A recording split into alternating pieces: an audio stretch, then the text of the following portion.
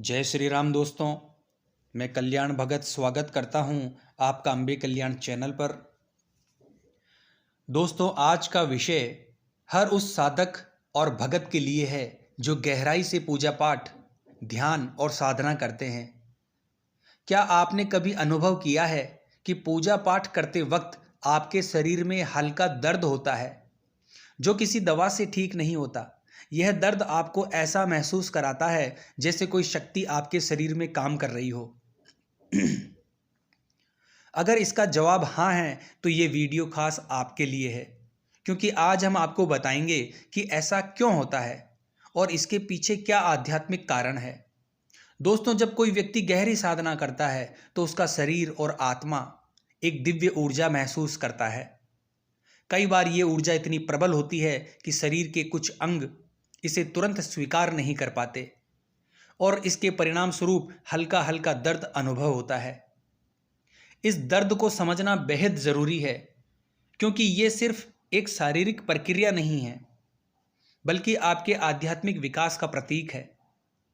तो दोस्तों, आइए जानते हैं उन अंगों के बारे में जहां ये दर्द महसूस होता है और इसके आध्यात्मिक कारण क्या है। सबसे पहले है माथे का दर्द, यानी आज्ञा चक्र का जागरण। जब आपका आज्ञा चक्र जागृत होने लगता है तो आपके माथे पर हल्का दबाव या दर्द महसूस होता है। ये इस बात का संकेत है कि आपका तीसरा नेत्र यानी थर्ड आई खुलने की प्रक्रिया में है। इसका लक्षण माथे पर हल्की हल्की गुदगुदी या दबाव महसूस होना, ऐसा लगना कि माथे पर कुछ रखा है, भूत, वर्तमान और भविष्य का स्पष्ट ज्ञान होना, दूसरों के कर्मों और परेशानियों का सहज ज्ञान प्राप्त होना। आज्ञा चक्र के जागरण से आपकी मानसिक शक्ति और अंतर्ज्ञान बढ़ जाता है।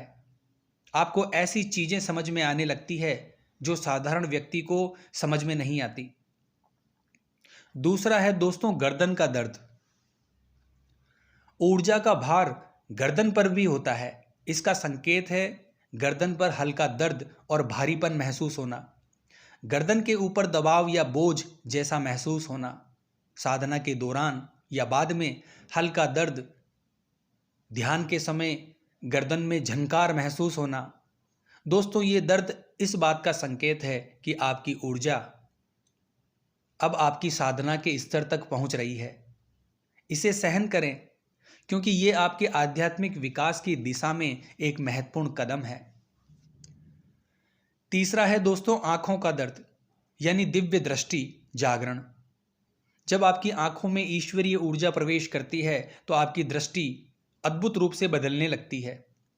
इसे दिव्य दृष्टि का जागरण कहते हैं। लक्षण है दोस्तों आंखों में हल्का दर्द या झंझनाहट, अदृश्य शक्तियों को देख पाने की क्षमता, नकारात्मक और सकारात्मक शक्तियों को देख पाना इसका प्रमुख संकेत है। अगला लक्षण है दोस्तों गले का दर्द, यानी कंठ चक्र जागरण। कंठ चक्र आपकी वाणी और संवाद की शक्ति का केंद्र है। जब ये जागृत होता है तो आपके बोले गए शब्दों में शक्ति आ जाती है। लक्षण है गले में हल्का दर्द या झंझनाहट। कंठ चक्र के जागरण से जो शक्ति हमें प्राप्त होती है वो है बोली हुई बातों का दूसरों पर गहरा प्रभाव, सत्य और ईश्वर से जुड़े शब्दों का बोलना, बिना बोले दूसरों के मन की बातें समझ पाना। दोस्तों, जब आपकी वाणी में दिव्यता आ जाती है तो इसका उपयोग सिर्फ अच्छे कार्यों और भलाई के लिए करें। गलत शब्दों से बचें, क्योंकि वो दूसरों को हानि पहुंचा सकते हैं। पांचवा है दोस्तों कानों का दर्द, यानी दिव्य श्रवण शक्ति का प्राप्त होना।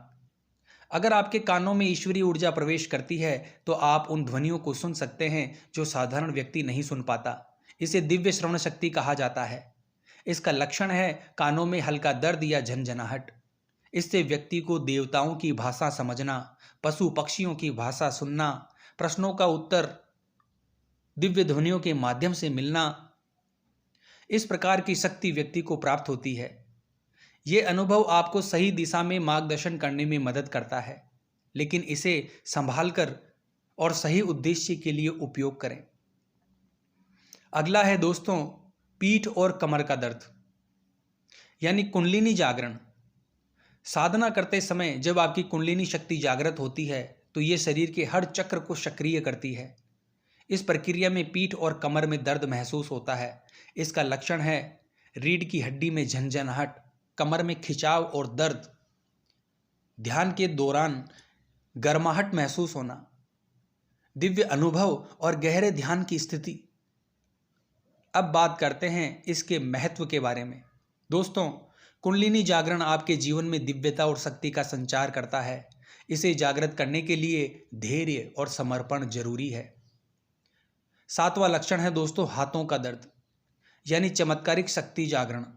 जब आपके हाथों में ईश्वरीय शक्ति प्रवेश करती है तो आप दूसरों को रोग मुक्त करने या आशीर्वाद देने की शक्ति प्राप्त करते हैं।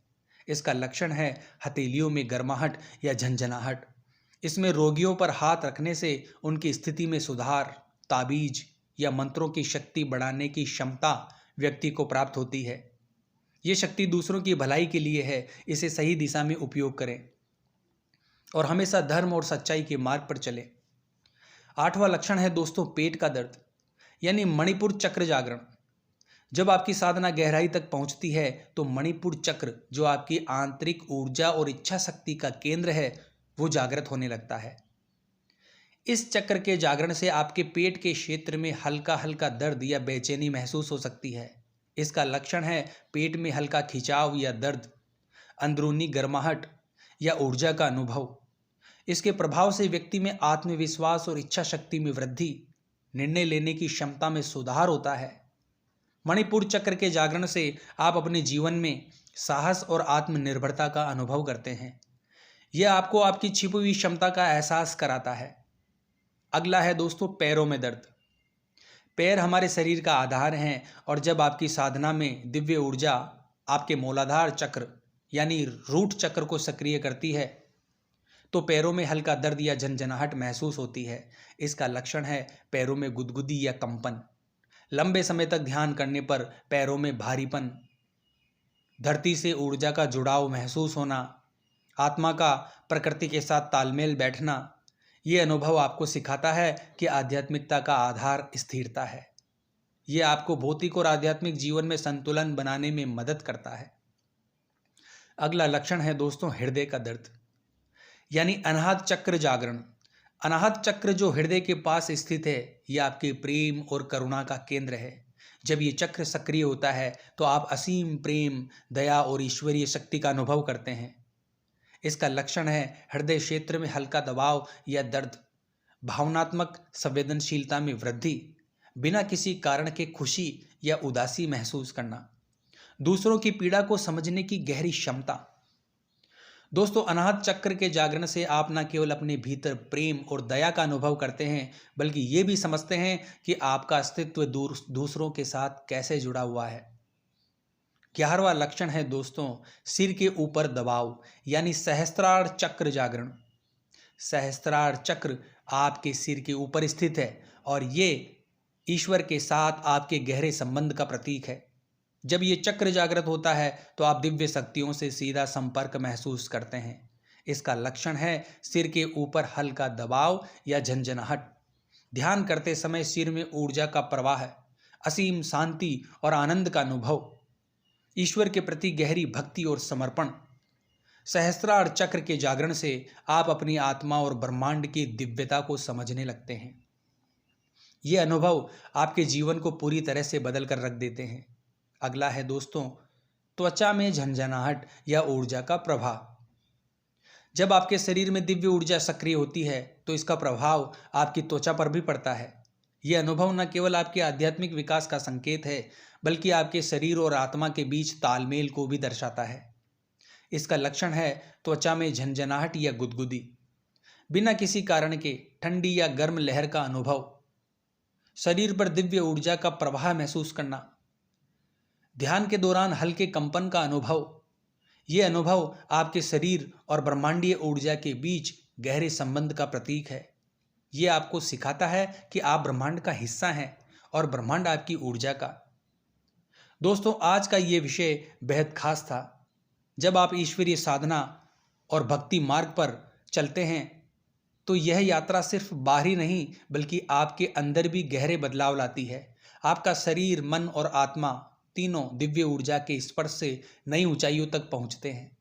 इन अनुभवों का डरने या परेशान होने की बजाय स्वागत करें, क्योंकि ये महादेव की कृपा का प्रतीक है। ये संकेत है कि आपकी साधना सफल हो रही है और आप ईश्वर से जुड़ने की राह पर आगे बढ़ रहे हैं। अगर आप इन अद्भुत बदलावों का अनुभव कर रहे हैं या इन संकेतों को महसूस कर रहे हैं तो कृपया हमें कमेंट बॉक्स में ज़रूर बताएं। आपके विचार और अनुभव हमारी इस आध्यात्मिक यात्रा का एक महत्वपूर्ण हिस्सा है। कुछ बातें याद रखें, यह अनुभव आपको ईश्वर के करीब लाने के लिए है, इसीलिए इनका उपयोग सत्कार्य और दूसरों के कल्याण के लिए करें। अपनी ऊर्जा को सही दिशा में लगाएं और अपने जीवन को सकारात्मक और प्रेरणादायक बनाएं। ये यात्रा केवल शुरुआत है। महादेव की कृपा से आपके जीवन में और भी दिव्य अनुभव आएंगे। तो हर हर महादेव बोलना पड़ेगा दोस्तों। जय मां अम्बे, जय श्री कल्याण।